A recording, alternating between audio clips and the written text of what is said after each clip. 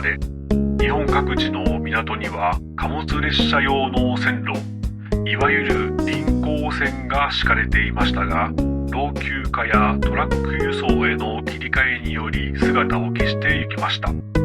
和田岬線も広い意味で臨港線の一つであり、現役で存在するだけでなく、旅客電車が走り、臨港線に乗車体験できる貴重な存在。国鉄通勤型車両が走る臨港線の景色。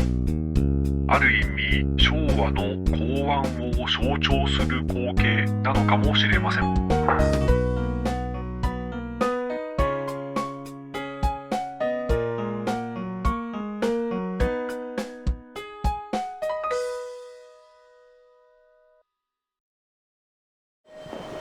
会いに行けるアイドル、乗車できる臨港線。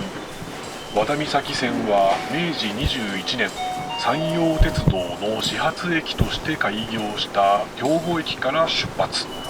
この駅舎は灘から高取までが高架化される前の年、昭和5年、鉄道省の時代に竣工。控えめな装飾の中にも真っ白な漆喰と、おそらく花崗岩のゴツゴツした腰壁、職人が手作りするスクラッチタイル、巨大な丸い柱、昭和初期に大学や庁舎で流行した要素がたくさん盛り込まれている昭和モダニズム、そして何よりも大地震に耐えた耐久性の高さは、当時の技術力の高さを物語っているよな。和田岬線は専用ホームに発着する。味のある長い連絡通路を行くと、やがて水色の電車が見えてくる。これは懐かしい。国鉄通勤型電車103系。小学生の時、初めて一人で乗った電車がこの形の103系だったな。いつの間にかなくなり、乗ることが叶わなくなってしまったが、ここで疑似体験できるのは嬉しい。当時のイメージは爆走する四角い電車だったが、改めて実物を見てみるとやっぱり四角。ただ細かいところに国鉄らしさが見られ、単純ではない。ザ・国鉄インダストリアルデザインである。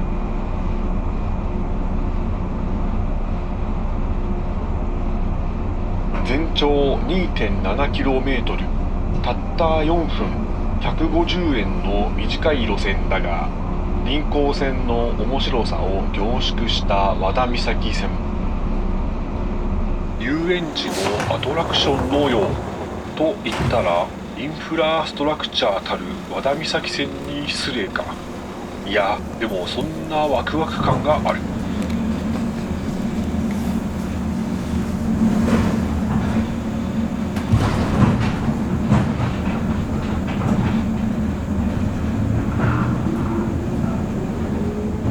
右手、昭和6年竣工時のものと思われる高架橋を横から眺める。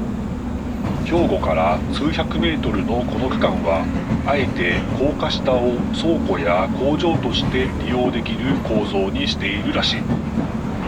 ご乗車ありがとうございます。和田岬行きです。シンプルな車内放送。一駅しかないから次はとか終点のとか情報は一切不要。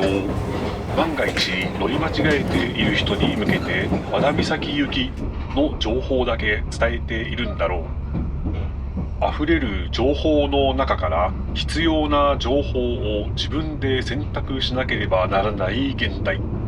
不要な情報を出さない車内放送は気持ちがいい。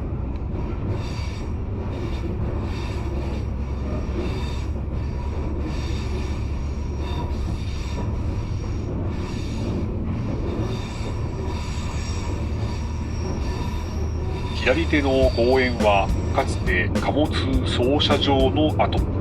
和田岬線の兵庫駅が地上にあった頃の写真を見てみると、広い土地に線路がびっしりと敷かれている。大量に留め置かれた貨車の影をひっそりと旅客列車が走っていたのだろう。今では形勢逆転。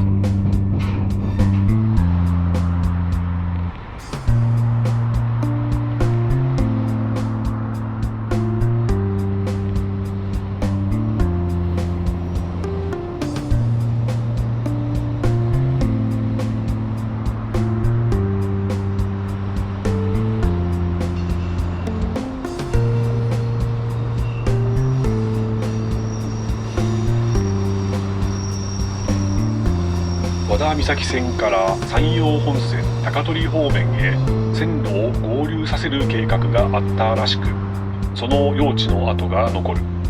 そして山陽本線へ合流する場所には高架橋の準備工事がなされている。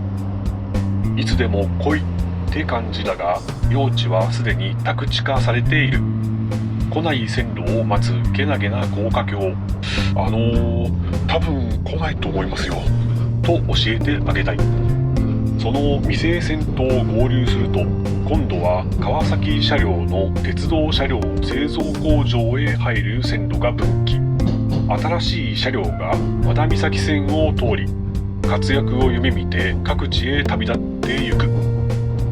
そして輝かしい活躍をした車両は本社ビルの前で末永く保存される。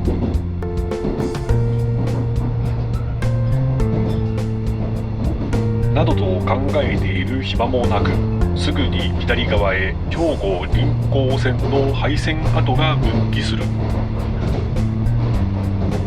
未成線に現役の専用線に廃線跡にと忙しすぎる。しかし分岐の多さが臨港線の面白さだよな。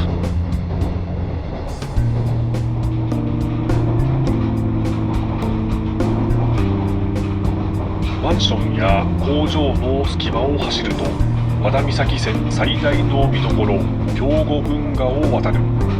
注目は線路の下。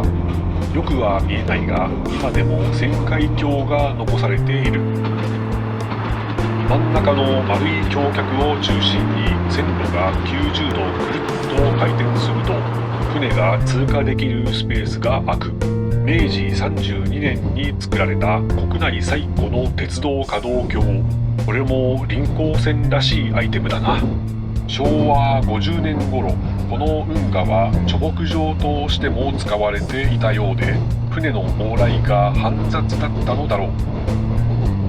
三重県四日市に現役の鉄道可動橋が存在するが、こちら和田旋回橋、今は動かない。逆に鉄道は廃止になったけど、動く可動橋は筑後川鳥海橋が存在する。いずれも線路の避け方が異なっていて面白い。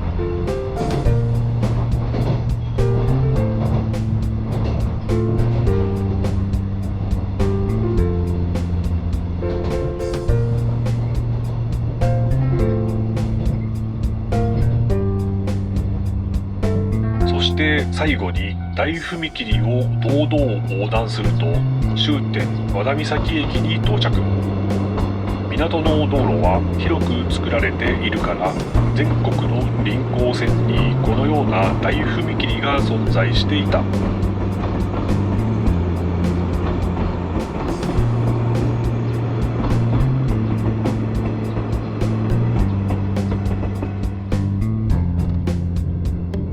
ご乗車ありがとうございました。和田岬です。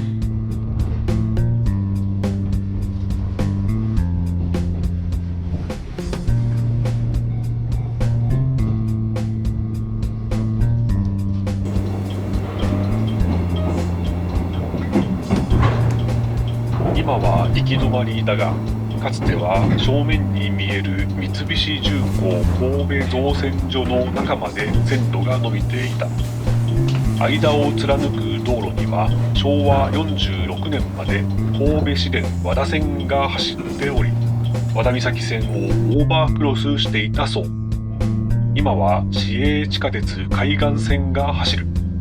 それにしても旋回橋の製造年からもわかるが、和田岬線の開業はかなり古いんだな。調べてみると、山陽鉄道が兵庫と姫路間を建設する際に神戸港に輸入された建築材料を運ぶために明治21年に敷かれ始めたそう。新橋神戸間開通の前年か。早い。山陽鉄道はその年の末に兵庫姫路間を開通させている。下関まで伸びたのはさらに13年後のこと。